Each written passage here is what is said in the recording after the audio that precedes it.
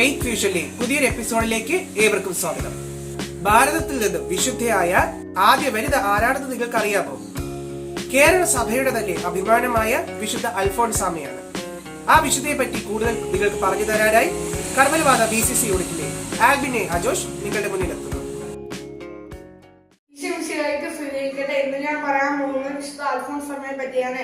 1910 August 1 Kottayam ജില്ലയിലെ കുഴുവള്ളൂരിലെ മുട്ടത്തുപാടത്തു എന്ന ബ്രഹ്മ കുടുംബത്തിലെ ജോസഫിന്റെയും മേരിയുടെയും 4ാമത്തെ മകളായാണ് വിശുദ്ധ അൽഫോൻസാമ ജനിച്ചത്. വിശുദ്ധ അൽഫോൻസാമ അമ്മയുടെ മാതാവ് മേരി രാത്രി കിടന്നുറങ്ങുമ്പോൾ ഒരു പാമ്പ് തന്നെ ചുറ്റുന്നതായി കണ്ട് ഭയപ്പെട്ട് മാസം കഴിയാതെ 8ാം മാസം തന്നെ വിശുദ്ധ അൽഫോൻസാമ ജനിച്ചു. ഓഗസ്റ്റ് 28 വിശുദ്ധ അൽഫോൻസാമയ്ക്ക് ജ്ഞാനസ്നാനം നൽകുകയും മന്നക്കുട്ടി എന്ന പേരിടുകയും ചെയ്തു. വിശുദ്ധ അൽഫോൻസാമ ജനിച്ച് 3 മാസം കഴിഞ്ഞപ്പോൾ വിശുദ്ധ അൽഫോൻസാമയുടെ മാതാവ് മേരി മരിച്ചു. അതിനുശേഷം വിശുദ്ധ അൽഫോൻസാമയുടെ വലിയപ്പനും വലിയമ്മയാണ് വിശുദ്ധ അൽഫോൻസാമയെ ശൈശവകാലം മുഴുവൻ നോക്കിയിരുന്നത്. വിശുദ്ധ അൽഫോൻസാമയുടെ വീട്ടിൽ വിശുദ്ധ അൽഫോൻസാമയായിരുന്നു 5ാം വയസ്സ് മുതൽ കുടുംബ പ്രാർത്ഥന മുഴുവനും നോക്കിയിരുന്നത്.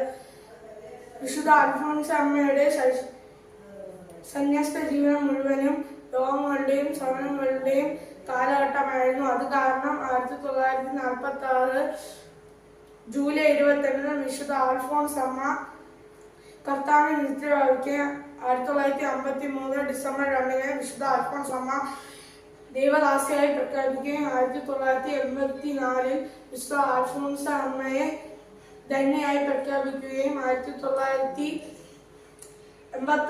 ജോൺ പോൾ രണ്ടാമൻ മാർപ്പാപ്പ വരികയും വിശുദ്ധ അൽഫോൻസാമയെ വാഴ്ത്തപ്പെട്ടവരായി പ്രഖ്യാപിക്കുകയും ചെയ്തു.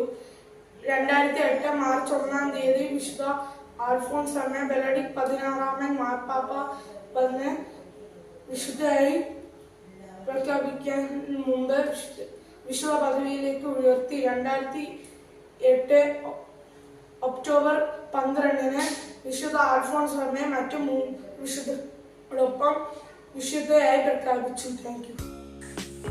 വിശുദ്ധയെ പറ്റി കൂടുതൽ നമുക്ക് പറഞ്ഞു തന്ന ആൽബിൻ എ അജോഷിന് നന്ദി. ഇതുപോലെ നിങ്ങളുടെ കഴിവുകൾ പ്രകടിപ്പിക്കുന്ന വീഡിയോ മീഡിയ മിനിസ്ട്രിക്ക് അയച്ചു തരും. അടുത്ത എപ്പിസോഡിൽ വീണ്ടും കാണാം. കൂടുതൽ വാർത്തകൾക്കും വീഡിയോകൾക്കുമായി Peyad media ministry YouTube channel subscribe ചെയ്യൂ.